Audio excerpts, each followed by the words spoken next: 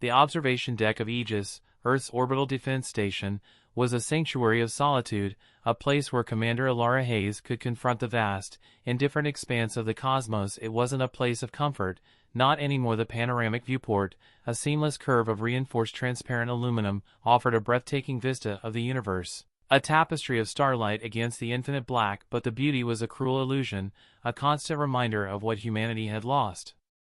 Ilara stood motionless, her silhouette a stark contrast against the luminous backdrop. Her gaze, sharp and unwavering, was fixed on the distant pinpricks of light, each a star, a potential world, a symbol of the vibrant galactic civilizations that had turned their backs on humanity. The silence in the observation deck was profound, broken only by the soft hum of the station's life support systems. It was a silence that spoke volumes, a silence that echoed the isolation, the abandonment, the profound sense of loss that permeated every aspect of human existence. For Ilara, the stars were not just points of light, they were a constant, agonizing reminder of the Concordat's betrayal. 15 years since the day humanity's hopes of joining the interstellar community had been shattered. 15 years since the day they were deemed too volatile, too aggressive, too dangerous to share in the galaxy's wonders. The Concordat, a federation of 27 diverse species, had arrived in 2157, a beacon of hope, a promise of a future beyond Earth. For 10 years, humanity had embraced the dream of interstellar citizenship, engaging in cultural exchanges, technological collaborations, and diplomatic negotiations. They had shared their knowledge, their art, their history, their very essence, with the galactic community. The fusion technology that powered the Concordat starships, the medical advancements that extended their lifespans, the cultural archives that enriched their understanding of the universe, all bore the indelible mark of human ingenuity. Humanity had poured its heart and soul into the promise of a shared future, believing they were building bridges to a brighter tomorrow. But the assessment changed everything. The diplomatic language, meticulously crafted to conceal the harsh truth, revealed the Concordat's verdict: humanity was too unpredictable, too prone to conflict, too inherently dangerous. They were a threat to the delicate balance of the galactic community, a potential catalyst for chaos. The quarantine was swift and decisive. Automated sentinel platforms, their sleek, metallic hulls gleaming in the void, were deployed along the edge of the solar system, forming an impenetrable barrier. No human vessel was permitted beyond Pluto's orbit. The message was clear: stay contained, stay isolated, stay out of our sight. The betrayal cut deep, a wound that festered with each passing year. It wasn't just the loss of interstellar travel, the denial of their place among the stars. It was the sense of being used, of being exploited, of having their potential weaponized against them. The Concordat had taken what they wanted, absorbed humanity's innovations, and then discarded them like a broken toy. Ilara's gaze drifted to the edge of the viewport, where the faint glow of the sentinel platforms shimmered in the darkness. They were more than just physical barriers, they were symbols of humanity's confinement, a constant reminder of their isolation. They were the silent guardians of a galactic prison, ensuring that humanity remained trapped within its own solar system. The silence in the observation deck was broken by the soft footsteps of Admiral Chen, his presence a familiar comfort. His weathered face, etched with the lines of countless battles and sleepless nights, reflected in the viewport's glass, mirroring the distant starlight. He stood beside Ilara, his gaze following hers, his expression a mixture of sadness and resignation. "Commander," he said, his voice low and resonant, "just wondering what they're doing out there." Ilara didn't turn. "Living, thriving, unburdened by us." 15 years, Chen echoed, his voice filled with a quiet bitterness. 15 years since they told us our genetic predisposition toward conflict made us unsuitable neighbors, yet they were happy enough to take our innovations, weren't they? The question hung in the air, a testament to the injustice that had been inflicted upon humanity. The Concordat's hypocrisy was a constant source of anger and frustration. They had profited from humanity's brilliance, yet they refused to acknowledge their worth. "It's not just the technology," Ilara said, her voice barely a whisper. "It's the culture, the art, the history. They took everything, and then they told us we were too dangerous." The cultural exchange had been a two-way street, or so they had believed. Humanity had shared its literature, its music, its philosophies, its very soul. With the Concordat, they had believed they were building bridges of understanding, fostering a sense of shared humanity. But the Concordat had used this knowledge against them, dissecting their culture, analyzing their history, searching for the seeds of their perceived aggression. They had found what they were looking for, not in humanity's inherent nature, but in the crucible of their past, in the struggles and conflicts that had shaped their evolution. They saw our history as a cautionary tale, Chen said, his voice laced with disdain. They saw our resilience, our determination, our ability to overcome adversity, as a threat.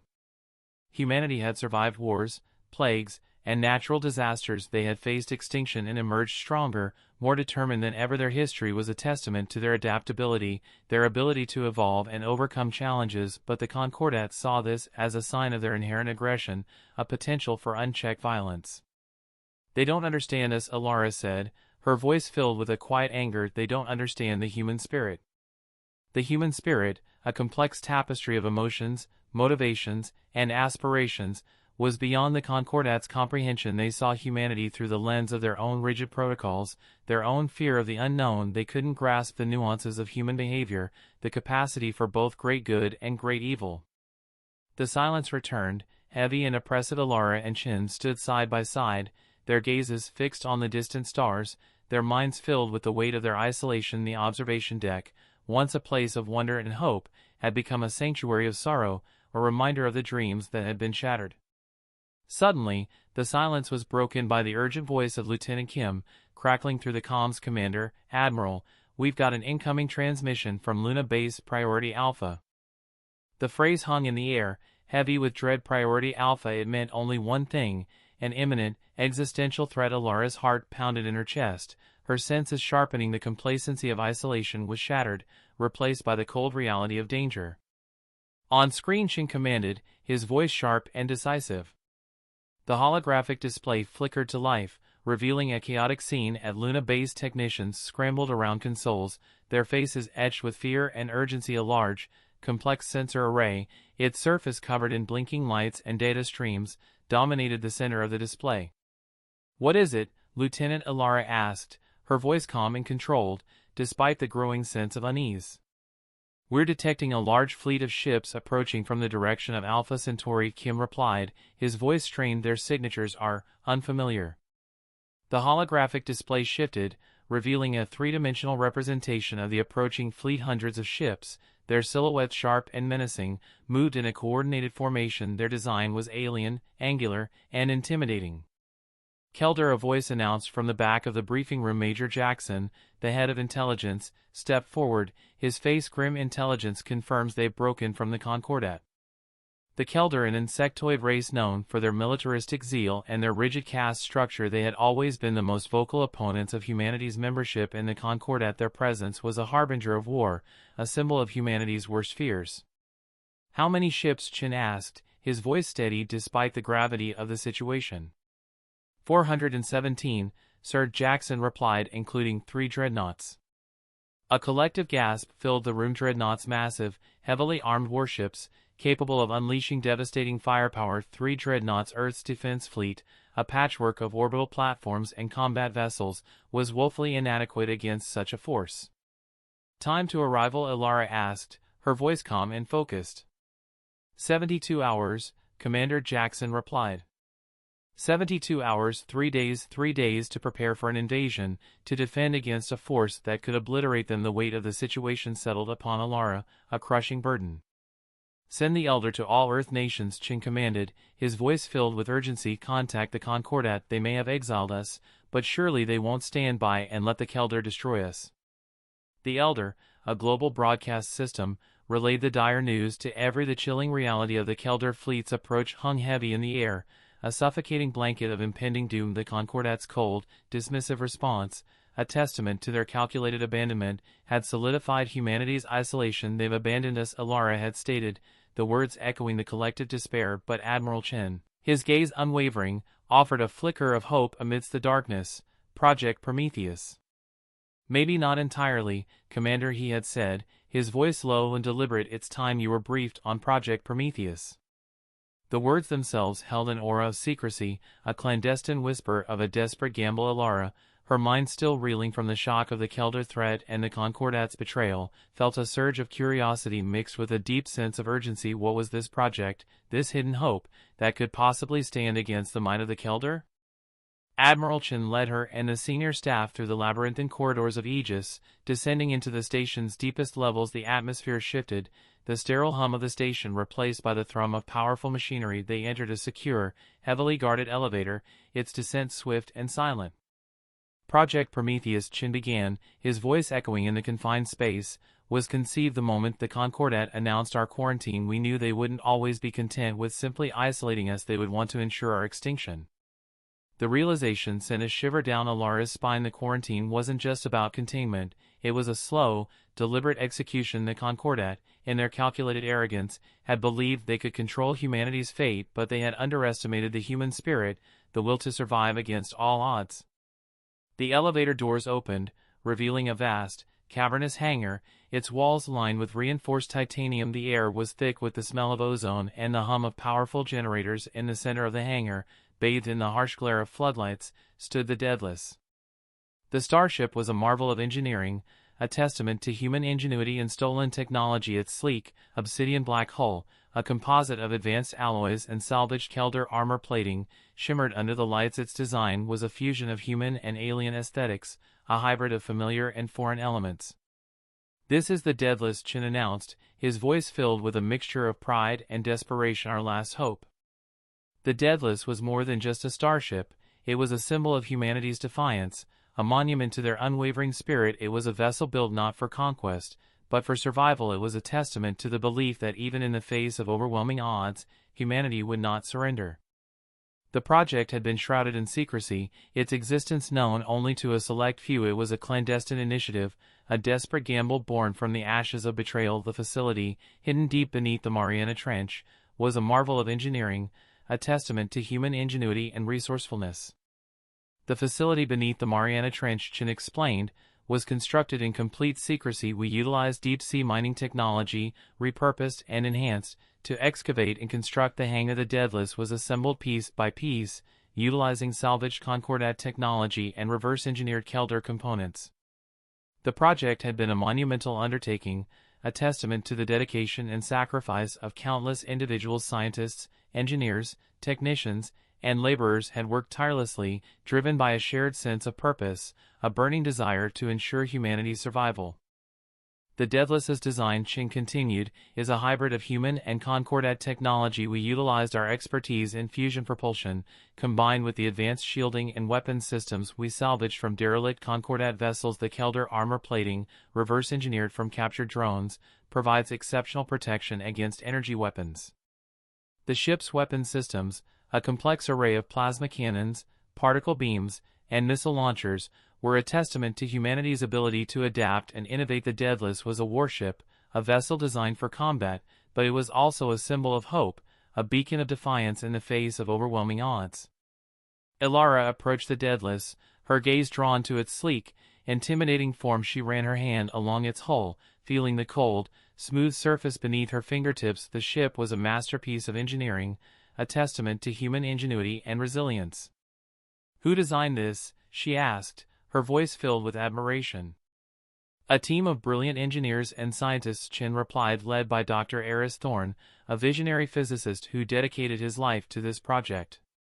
Dr. Thorne, a name whispered with reverence, was a legend in the scientific community. His work on fusion propulsion and advanced materials had revolutionized human technology. He had been a vocal advocate for interstellar exploration, a dreamer who believed in humanity's potential. He believed that humanity's future lay among the stars, Chin said, his voice filled with sadness. He dedicated his life to building a ship that could take us there, even if it meant defying the Concordat. Dr. Thorne had been a driving force behind Project Prometheus, a visionary who had inspired others to believe in the impossible. He had worked tirelessly, driven by a burning desire to ensure humanity's survival. "He died during the final stages of the project," Chin said, his voice heavy with emotion. "A malfunction in the reactor core. He sacrificed himself to save the rest of the team." Dr. Thorne's sacrifice was a testament to the dedication and sacrifice of those involved in Project Prometheus. They had worked in secrecy, risking their lives, driven by a shared sense of purpose. "The Daedalus is his legacy," Chin said, "his gift to humanity." Ilara stepped onto the bridge of the Daedalus, her gaze sweeping across the complex array of consoles and displays. The bridge was a marvel of ergonomic design, a testament to human ingenuity. The command chair, contoured to fit the human form, was a symbol of authority, a place where Ilara would make the decisions that would determine humanity's fate. "This is Athena," Chen said, gesturing to a glowing interface on the main console. "The ship's AI. She's been programmed with the most advanced tactical and strategic algorithms. She's also been infused with Dr. Thorne's personality matrix." Athena, the ship's AI, was more than just a computer. She was a companion, a confidant, a strategic partner. She was also a testament to Dr. Thorne's vision, a digital echo of his brilliance. "She's designed to anticipate and analyze threats," Chen explained. "She can process information at an incredible speed, providing real-time tactical assessments and strategic recommendations." Athena's voice, a calm, synthesized tone, filled the bridge. "Welcome, Commander Hayes. I am Athena. I am at your service." Ilara felt a sense of reassurance, a feeling that she was not alone. Athena's presence was a comforting reminder that she had the support of a brilliant mind, a tactical partner who would guide her through the challenges ahead. "The mission," Chen said, his voice serious, "is to intercept the Kelder fleet and disable their dreadnoughts. We need to buy Earth time to prepare its defenses." The mission was a suicide run, a desperate gamble against overwhelming odds, but it was the only chance humanity had. "Why me?" Ilara asked, her voice filled with a quiet determination. "Why choose me for this mission?" "You're the best pilot we have," Chen replied. "You have the skills, the experience, and the resolve to lead this mission. You also have a deep understanding of both human and Concordat technology." Ilara's skills as a pilot and strategist were legendary. She had a reputation for being calm under pressure, for making quick, decisive decisions. She was also a master of both human and alien technology, a valuable asset in the fight against the Kelder. "You're also a symbol of hope," Chen said. "Your courage and determination will inspire others to fight for humanity's survival." Ilara's reputation as a fearless leader, a symbol of resilience, made her the ideal candidate for this mission. She was a beacon of hope in a time of despair. "The odds are against us," Chen said, "but we have to try. We have to fight for our future." Ilara nodded, her gaze fixed on the holographic display, where the Kelder fleet continued its inexorable advance. She understood the gravity of the situation, the desperate nature of their gamble, but she also felt a surge of determination, a burning desire to protect humanity's future. "I'm ready," she said, her voice filled with resolve. "Let's launch." The Daedalus roared to life, its engines igniting with a blinding flash of light. It surged forward, breaking through the atmosphere, leaving Earth behind. Ilara, her heart pounding in her chest, felt a sense of anticipation, a feeling that she was about to embark on a mission that would determine the fate of humanity. The Daedalus, a solitary beacon of defiance, pierced the inky blackness of space, its powerful fusion engines propelling it towards the approaching Kelder fleet. Ilara Hayes, seated in the command chair, felt the subtle vibrations of the ship, a constant reminder of the immense power beneath her control. The vast, empty expanse of the void stretched before her, a stark contrast to the bustling, populated Earth she had left behind. The initial phase of the journey was a tense period of system checks and strategic planning. Athena, the ship's AI, provided a constant stream of data, analyzing the Kelder fleet's trajectory, composition, and communication patterns. The information was overwhelming, a deluge of raw data that Ilara had to sift through, searching for patterns, vulnerabilities, and opportunities. Athena, provide a detailed analysis of the Kelder fleet's communication frequencies, Ilara commanded, her voice calm and focused. Analyzing frequencies, Commander Athena responded, her synthesized voice filling the bridge. Preliminary analysis indicates a hierarchical communication structure, consistent with Kelder's social organization. The Kelder, with their rigid caste system, relied on a complex network of communication channels, each reserved for specific ranks and purposes. Ilara knew that understanding this network was crucial to infiltrating their fleet and disrupting their command structure. Identify any encrypted channels or anomalous transmissions, she instructed. Pay particular attention to signals originating from the dreadnoughts. Processing, Commander Athena replied. Encrypted channels detected, originating from all three dreadnoughts. Analyzing encryption protocols.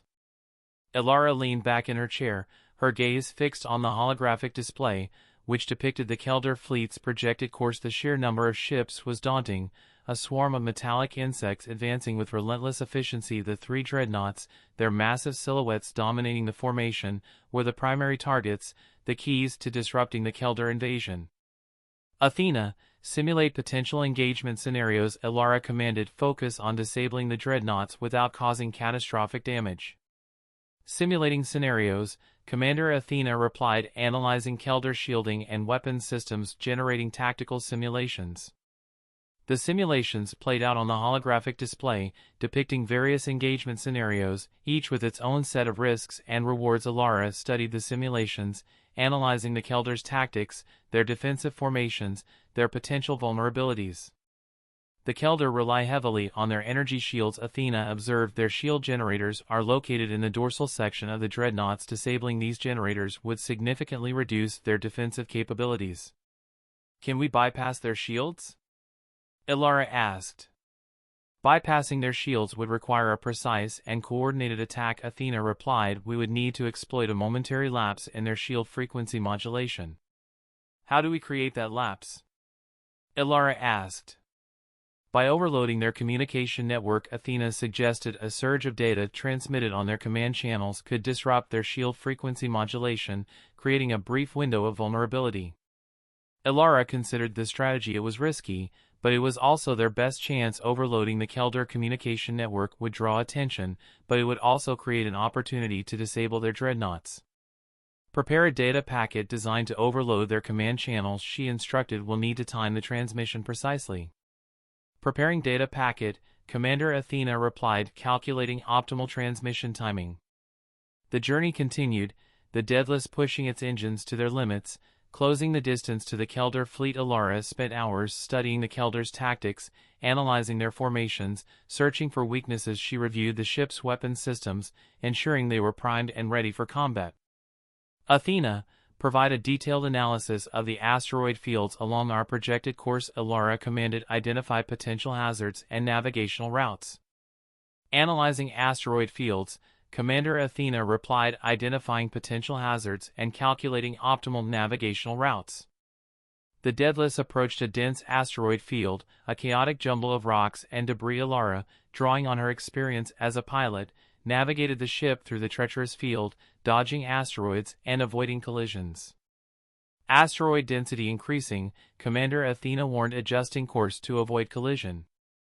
Ilara, her hands gripping the control yoke, maneuvered the Daedalus through the maze of asteroids, her reflexes honed by years of training. The ship weaved and dodged, its shields deflecting smaller debris, its hull brushing against larger rocks.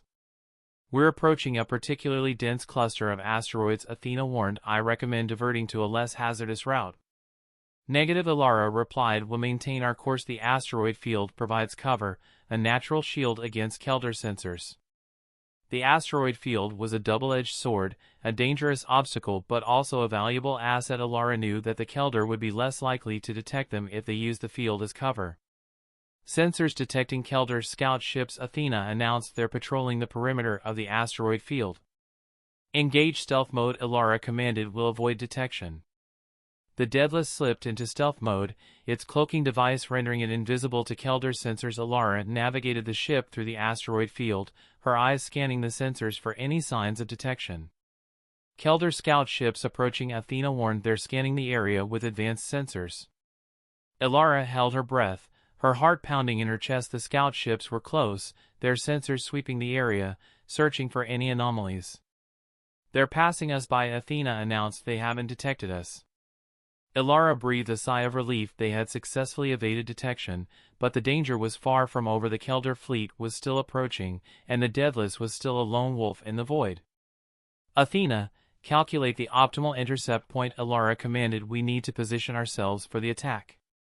Calculating intercept point, Commander Athena replied, projecting Kelder fleet trajectory and calculating optimal intercept coordinates.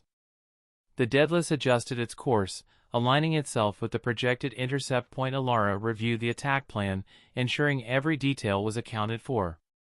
We'll initiate the data packet transmission just before we reach the dreadnoughts, she instructed. That should create the necessary window of vulnerability. Confirmed, Commander Athena replied, timing transmission sequence.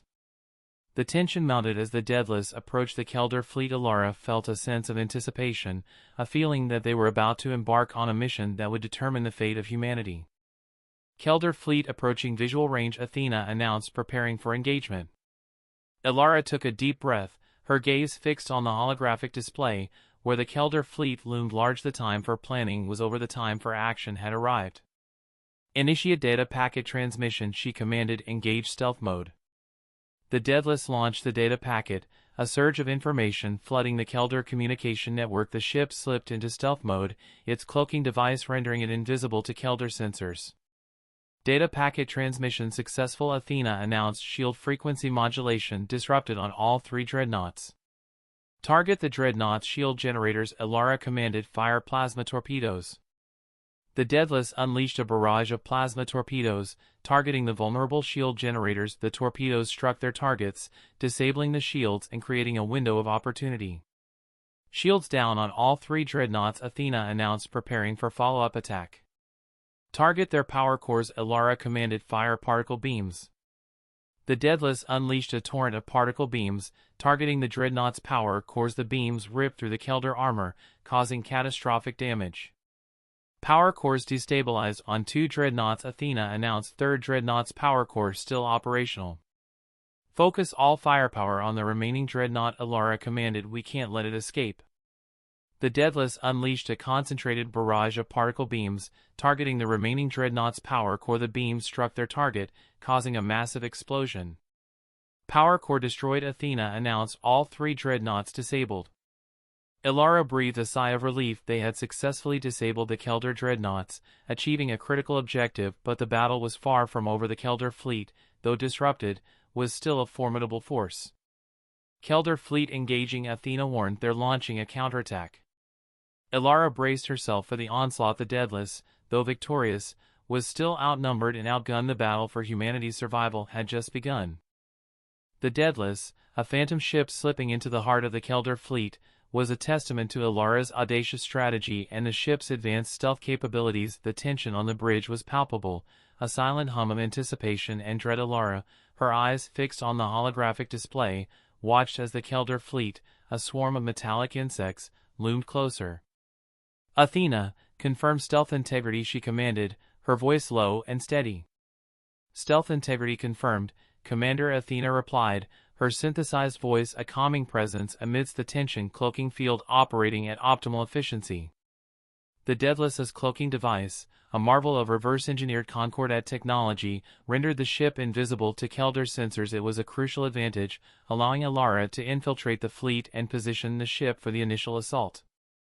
Sensors detecting Kelder patrol ships. Athena warned. They're conducting routine scans of the perimeter. Maintain course. Ilara instructed. Will avoid their detection. The Daedalus glided silently through the Kelder formation, its presence undetected. Ilara, her gaze scanning the sensor data, identified the 3 dreadnoughts, their massive silhouettes dominating the fleet. They were the primary targets, the keys to disrupting the Kelder invasion. Athena, provide detailed schematics of the dreadnoughts. Ilara commanded. Identify their shield generators and power cores. Accessing schematics, Commander. Athena replied. Shield generators located in the dorsal section, power cores located in the ventral section. Ilara studied the schematics, analyzing the dreadnought's defenses, searching for vulnerabilities. She knew that disabling their shields was crucial to penetrating their armor and targeting their power cores. Athena, simulate potential attack vectors, she instructed. Focus on disabling the shield generators. Simulating attack vectors, Commander. Athena replied. Calculating optimal firing solutions. The simulations played out on the holographic display, depicting various attack scenarios, each with its own set of risks and rewards. Ilara analyzed the simulations, searching for the most efficient and effective approach. The Kelder rely heavily on their shield frequency modulation. Athena observed a coordinated attack on their communication network could disrupt their shield frequency, creating a brief window of vulnerability. How do we exploit that vulnerability? Ilara asked. By overloading their command channels with a data packet. Athena suggested a surge of data transmitted on their primary communication frequencies would disrupt their shield frequency modulation. Ilara considered this strategy. It was risky, but it was also their best chance. Overloading the Kelder communication network would draw attention, but it would also create an opportunity to disable their dreadnoughts. Prepare a data packet designed to overload their command channels, she instructed. Will need to time the transmission precisely. Preparing data packet, Commander. Athena replied. Calculating optimal transmission timing. The Daedalus continued its silent approach, slipping deeper into the Kelder formation. Ilara, her heart pounding in her chest, felt the tension building with each passing moment. "We're approaching the optimal attack position," Athena announced, preparing for data packet transmission. "Initiate transmission," Ilara commanded. "Engage weapons systems." The Daedalus launched the data packet, a surge of information flooding the Kelder communication network. The ship's weapons systems, a complex array of plasma torpedoes and particle beams, were primed and ready. "Data packet transmission successful," Athena announced. "Shield frequency modulation disrupted on all 3 dreadnoughts." "Target the dreadnought's shield generators," Ilara commanded. "Fire plasma torpedoes." The Daedalus unleashed a barrage of plasma torpedoes, targeting the vulnerable shield generators. The torpedoes struck their targets, disabling the shields and creating a window of opportunity. "Shields down on all 3 dreadnoughts," Athena announced, preparing for follow-up attack. "Target their power cores," Ilara commanded. "Fire particle beams." The Daedalus unleashed a torrent of particle beams, targeting the dreadnought's power cores. The beams ripped through the Kelder armor, causing catastrophic damage. "Power cores destabilized on 2 dreadnoughts," Athena announced. "3rd dreadnought's power core still operational." "Focus all firepower on the remaining dreadnought," Ilara commanded. "We can't let it escape." The Daedalus unleashed a concentrated barrage of particle beams, targeting the remaining dreadnought's power core. The beams struck their target, causing a massive explosion. "Power core destroyed," Athena announced. "All 3 dreadnoughts disabled." The initial assault had been a resounding success. The Daedalus, a phantom ship striking from within the Kelder formation, had disabled their dreadnoughts, crippling their fleet, but the battle was far from over. "Kelder fleet engaging," Athena warned. "They're launching a counterattack." The Kelder fleet, alerted to the Daedalus's presence, erupted in chaos. Ships swarmed towards the Daedalus, unleashing a torrent of energy weapons. The Daedalus, though victorious, was now exposed, a lone wolf facing a pack of predators. "Engage evasive maneuvers," Ilara commanded. "Return fire." The Daedalus weaved and dodged, its shields deflecting energy blasts, its weapons systems returning fire. Ilara, her reflexes honed by years of training, maneuvered the ship with precision, anticipating the Kelder's movements. "Kelder fighters approaching from the port flank," Athena warned, launching missile barrage. "Deploy countermeasures," Ilara commanded. "Engage point defense systems." The Daedalus launched a barrage of countermeasures, chaff and flares, to deflect the incoming missiles. Its point defense systems, a network of rapid-fire laser cannons, engaged the remaining missiles, intercepting them before they could reach the ship. "Countermeasures effective," Athena announced. "Missiles neutralized." The Daedalus continued to engage the Kelder fighters, its weapons systems unleashing a barrage of plasma bolts and particle beams. The Kelder ships, though numerous, were outmatched by the Daedalus's firepower and agility. Kelder cruisers engaging from the starboard flank, Athena warned. They're launching heavy energy weapons. "Engage shields," Ilara commanded. "Prepare for impact." The Daedalus's shields absorbed the brunt of the energy blasts, but the ship shuddered under the impact. Ilara, her hands gripping the control yoke, braced herself for the onslaught. "Shields at 70%, Athena announced, maintaining integrity." The Daedalus returned fire, targeting the Kelder cruisers with its heavy particle beams. The beams ripped through the Kelder armor, causing significant damage. "Kelder cruisers retreating," Athena announced. "They're disengaging." The Kelder cruisers, realizing the futility of their attack, retreated, leaving the Daedalus to face the remaining fighters. "Kelder fighters regrouping," Athena warned. "They're preparing for another attack run." "Engage afterburners," Ilara commanded. "We'll break through their formation." The Daedalus engaged its afterburners, accelerating to maximum speed. The ship surged forward, breaking through the Kelder fighter formation, leaving a trail of destruction in its wake. "We've broken through their formation," Athena announced. "They're pursuing us." "Maintain course," Ilara instructed. "We'll lead them away from the disabled dreadnoughts." The Daedalus continued its escape, drawing the Kelder fighters away from the crippled dreadnoughts. Ilara knew that the Kelder would not give up easily, but she was determined to protect the disabled ships, to buy Earth time to prepare its defenses. "Kelder fighters closing range," Athena warned. "They're launching another missile barrage." "Deploy countermeasures," Ilara commanded. "Engage point defense systems." The Daedalus launched another barrage of countermeasures, its point defense systems engaging the incoming missiles. The ship weaved and dodged, its shields deflecting energy blasts, its weapons systems returning fire. "We're taking heavy damage," Athena announced. "Shields at 50%. The Daedalus was taking a beating, its shields weakening, its hull riddled with energy weapon impacts. Ilara knew that they couldn't sustain this level of damage for long. "We need to disengage," she said. "We need to find a way to escape." Calculating escape vectors, Athena replied, identifying potential routes. The Daedalus continued its escape, its engines pushing the ship to its limits. Ilara, her mind racing, searched for a way to break free from the Kelder pursuit. "We're approaching a dense nebula," Athena announced it could provide. The chaos of battle raged around the Daedalus, a maelstrom of energy blasts and metallic fury. Ilara Hayes, her mind a whirlwind of strategic calculations, guided the ship through the onslaught, her resolve unwavering. The Kelder fleet, though reeling from the loss of their dreadnoughts, continued their relentless assault, their determination fueled by a hive mind mentality. "Athena, analyze the Kelder fleet's remaining formations," Ilara commanded, her voice steady amidst the cacophony of alarms and explosions. "Identify any weaknesses or gaps in their defenses."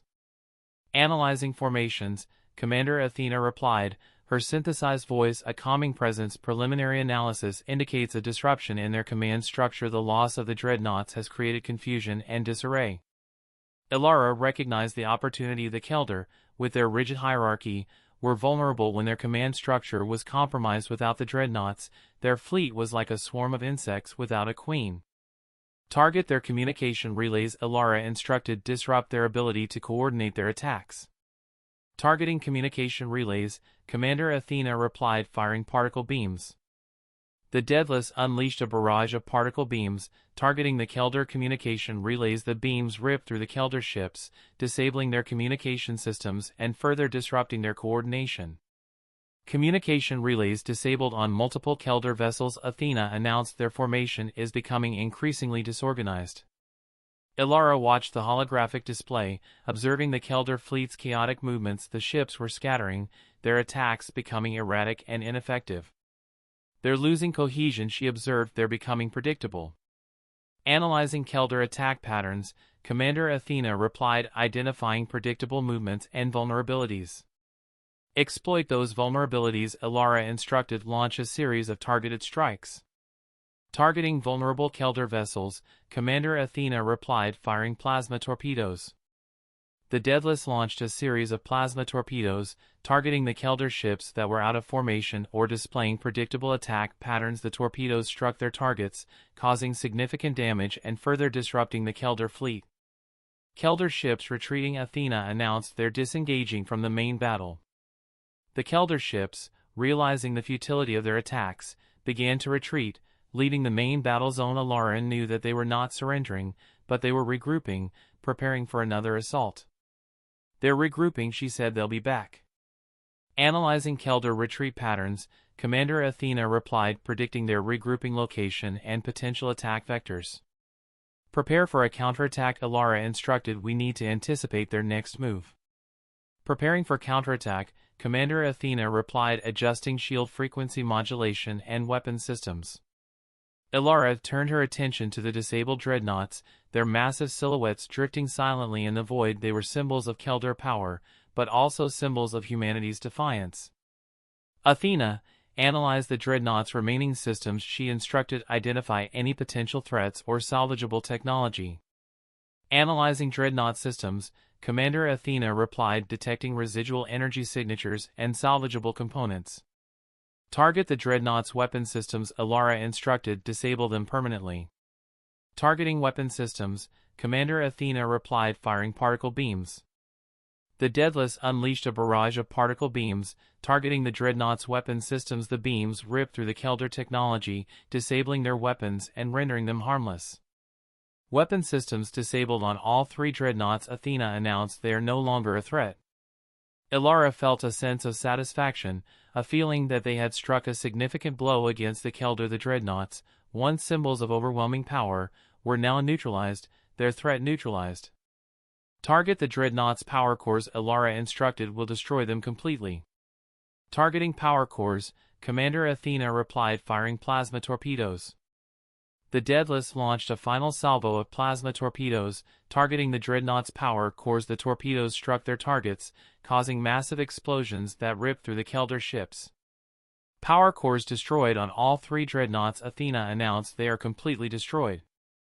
The destruction of the dreadnoughts was a symbolic victory, a testament to humanity's resilience and determination. It was a message to the Kelder and to the Concordat that humanity would not be easily defeated. Athena, prepare a transmission to Earth. Ilara instructed. We need to send them a message of hope. Preparing transmission, Commander Athena replied, encoding message with strategic data and tactical analysis. Ilara composed a message, a beacon of hope amidst the darkness. She described the battle, the destruction of the dreadnoughts, and the Kelder fleet's retreat. She emphasized humanity's resilience, their ability to overcome overwhelming odds. Transmission ready, Commander Athena announced, encoding strategic data and tactical analysis. Send the transmission, Ilara commanded. Let them know that we're fighting, that we're winning. The transmission, a burst of data encoded messages, was sent back to Earth, a glimmer of hope amidst the despair. It was a message that resonated with the human spirit, a testament to their unwavering determination. Transmission sent, Commander Athena announced, receiving confirmation from Earth. Confirmation received, Commander Athena said. After a moment, Earth is receiving the transmission. Morale is improving. Ilara felt a surge of pride, a feeling that they had made a difference. The transmission, a beacon of hope, would inspire others to fight, to resist, to believe in humanity's future. Analyze the Kelder fleet's remaining forces, she instructed. Assess their potential for further attacks. Analyzing Kelder forces, Commander Athena replied, detecting residual fleet formations and potential regrouping locations. Prepare for a prolonged engagement, Ilara instructed. We need to be ready for their return. Preparing for prolonged engagement, Commander Athena replied, adjusting shield frequency modulation and weapon systems. The battle had shifted, the tide had turned, but the fight was far from over. The Kelder, though disrupted, remained a formidable force. Ilara knew that they would return, driven by their hive mind mentality, their determination to eliminate the human threat. We need to buy Earth time, she said. We need to hold them off until Earth can prepare its defenses. Calculating optimal defensive positions, Commander Athena replied, identifying strategic locations for prolonged engagement. Position the Daedalus at the edge of the Kelder regrouping zone, Ilara instructed. Will intercept them before they can launch another attack. Positioning Daedalus, Commander Athena replied, adjusting course and speed. The Daedalus moved to its new position, a lone sentinel guarding the edge of the Kelder regrouping zone. Ilara, her gaze fixed on the holographic display, watched as the Kelder ships began to coalesce, their formations taking shape once again. They're regrouping, she said. They're preparing for another attack. Detecting increased energy signatures, Commander Athena warned, they're charging their weapons. Prepare for impact, Ilara instructed. Engage shields and weapons systems. The Daedalus braced itself for the onslaught, its shields shimmering, its weapons systems primed and ready. Ilara, her heart pounding in her chest, felt a sense of anticipation, a feeling that they were about to face another wave of Kelder fury. They're launching their attack, Athena announced. Energy weapons incoming. The Kelder ships unleashed a torrent of energy weapons, their beams striking the Daedalus as shields. The ship shuddered under the impact, but its shields held firm. Shields at 80%, Athena announced, maintaining integrity. Return fire, Ilara commanded. Target their command ships. The Daedalus unleashed a barrage of particle beams, targeting the Kelder command ships. The beams ripped through the Kelder armor, disabling their command systems and further disrupting their coordination. Command ships disabled, Athena announced. Their attack is faltering. The Kelder attack began to falter, their formations breaking apart, their attacks becoming less effective. Ilara recognized the pattern, the signs of their disrupted command structure. They're losing their edge, she said. They're becoming predictable. Analyzing Kelder attack patterns, Commander Athena replied, identifying predictable movements and vulnerabilities. Exploit those vulnerabilities, Ilara instructed. Launch a series of targeted strikes. Targeting vulnerable Kelder vessels, Commander Athena replied, firing plasma torpedoes. The remnants of the Kelder fleet, battered and broken, began their slow, reluctant retreat. The coordinated ferocity that had marked their initial assault had dissolved into a scattered, disorganized withdrawal. The Daedalus, a lone sentinel amidst the debris of battle, watched as the Kelder ships limped away, their energy signatures flickering weakly in the void. Kelder fleet retreating, Commander Athena announced, her synthesized voice a mixture of confirmation and caution. They are disengaging from the battle zone. Confirm their retreat vector, Ilara commanded, her gaze fixed on the holographic display ensure they are not attempting a flanking maneuver. Retreat vector confirmed, Commander Athena replied they are heading towards their staging point beyond the edge of the solar system. Ilara breathed a sigh of relief, but the tension remained. The Kelder retreat, though a significant victory, was likely a temporary reprieve. They were a tenacious enemy, driven by a collective will, and they would return. Assess the Daedalus' damage, she instructed. Provide a detailed report on our system's status. Assessing damage, Commander Athena replied shields at 45%, hull integrity compromised in multiple sections, weapon systems at 70% functionality, engine efficiency at 60%. The Daedalus had taken a heavy beating. Its shields were weakened, its hull was scarred, and its systems were operating at reduced capacity. It was a testament to the ship's resilience and to the skill of its crew that it was still operational. We need repairs, Ilara said. We need to get this ship back to full combat readiness. Calculating repair requirements, Commander Athena replied, estimating repair time and resource allocation. Send a damage report to Earth, Ilara instructed. Request immediate resupply and repair assistance. Damage report sent, Commander Athena replied, awaiting response from Earth. The silence in the bridge was heavy, broken only by the soft hum of the ship's life support systems. Ilara, her body aching with exhaustion, leaned back in her command chair, her gaze fixed on the vast, empty expanse of the void. What now, Athena? She asked, her voice filled with a quiet weariness. We wait, Commander Athena replied. We wait for Earth's response, for the Kelder's return, for the dawn of a new era. The response from Earth arrived swiftly, a beacon of hope amidst the darkness. The message was clear. The Daedalus' victory had ignited a spark of defiance, a renewed sense of purpose. Earth was mobilizing its defenses, preparing for the Kelder's return. Earth is deploying additional orbital defense platforms, Athena announced. They are also accelerating the production of new combat vessels. They're learning, Ilara said, a hint of pride in her voice. They're finally learning to fight. The Kelder attack had been a wake-up call, a stark reminder of humanity's vulnerability, but it had also ignited a fire, a determination to defend their home, to protect their future. Earth is also attempting to establish communication with the Concordat, Athena announced. They are seeking clarification on the Kelder's actions and requesting assistance in defending the solar system. The Concordat, Ilara said, her voice laced with skepticism. After abandoning us, they expect us to trust them? They are re-evaluating the situation, Commander Athena replied. Humanity's resilience has forced them to reconsider their assessment. The Concordat, witnessing humanity's defiance, was forced to confront the reality of their arrogance. They had underestimated the human spirit, the will to survive against all odds. The Concordat is sending a diplomatic envoy, Athena announced. They are requesting a meeting with Earth's representatives.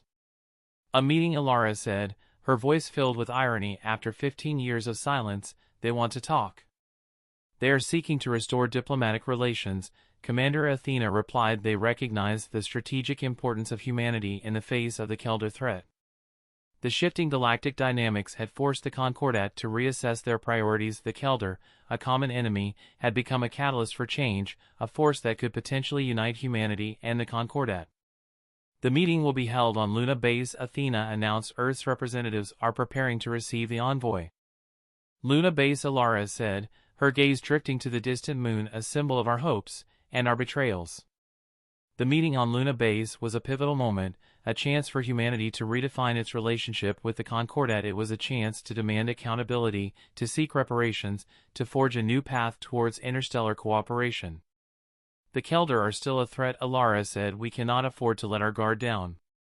The Daedalus will remain on patrol, Athena replied. We will monitor the Kelder's movements and provide early warning of any potential attacks. The Daedalus, though damaged, remained a symbol of humanity's resilience, a guardian of their future. It was a testament to the courage and determination of its crew, a beacon of hope in the vast, indifferent void. What about us, Athena? Ilara asked, her voice filled with a quiet curiosity. What about the Daedalus and its crew? Our mission is ongoing, Commander Athena replied. We will continue to serve humanity, to protect our home, to explore the vast unknown. And when this is over? Ilara asked. When the Kelder are defeated, when the Concordat is reconciled, what then? Then Athena replied. We will look to the stars, Commander. We will seek new worlds, new civilizations, new opportunities. We will embrace our destiny as a spacefaring species, as a force for good in the galaxy."